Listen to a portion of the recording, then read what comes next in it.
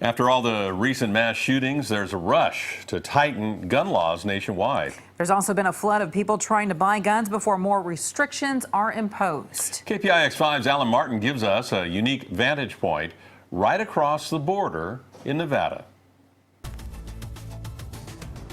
Here in Nevada, a new background check law goes into effect next year. In California, a new ammunition law kicked in July 1st. Now, the end result of that? What we've seen here in Reno at the gun show. A steady stream of visitors packed the New Frontier Gun Show at the Convention Center in Reno one recent weekend. Check your bag. The show's producers wouldn't let our cameras in and didn't want to talk to us. So we're driving through the parking lot here. But Steve Lindley with the Brady Campaign to Prevent Gun Violence was happy to come along for the ride. From what I'm looking at least half, if not more, of the license plates are California plates. We started outside, where Steve says at past gun shows, private sellers could often be seen dealing guns from the trunk of their car. No background check, no questions asked.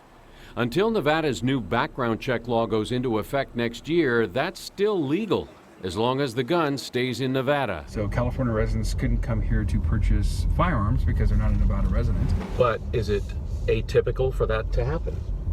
Unfortunately not. On this day, we saw no obvious transactions in the parking lot, and we noticed shoppers in general seemed discreet, some sporting guitar cases to possibly conceal the firearms they were buying or selling. Is that another undercover?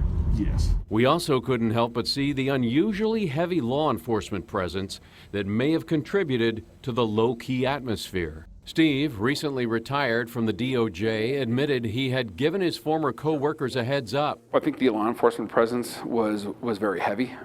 Although they were in undercover cars, they were making sure that they were noticed by the people walking through the parking lots, and that deterrence had an effect. He said inside the venue, the private parties selling guns, well, they were being cautious as well. We went in there, we talked to a couple of the private dealers and what paperwork would be required, and they all identified that they would need to see a Nevada driver's license. But for ammo, no one asked us any questions. There was only 2 ammo dealers that we saw there. However, one of them took up an entire wall of the event. There was a lot of ammo being sold, and it was packaged for bulk sales. We met up with Kirk on his way in to buy some. They don't need to ask me anything. What kind do I want and how much? Kirk is from California, but told us he also lives in Nevada and prefers to buy here, so he doesn't have to bother with California's new ammo law that requires a background check any time you buy bullets. It sucks and I'm going to move. But on universal background checks, he disagreed with the leadership of the NRA. Nobody's in a hurry to buy a gun, so yeah, I don't care about a background check. You know, some people have to have it and shouldn't have a gun. Ken Blomsterberg, another gun owner we ran into, agreed. We're trying to keep the guns out of the people that shouldn't have it. You know, and if it requires going through a background check to keep it that way, you know, I'm all for it, and I think all the public would be for it. You'd have to be a nut not to. Maybe that's why we sensed a change at this gun show. After all the lives lost in Gilroy, El Paso, and Dayton, a more conscious effort to play it safe. While we were here in Reno, we learned of an arrest that happened on the California side of the border. Now, apparently, law enforcement saw what they thought was a shady deal at the gun show.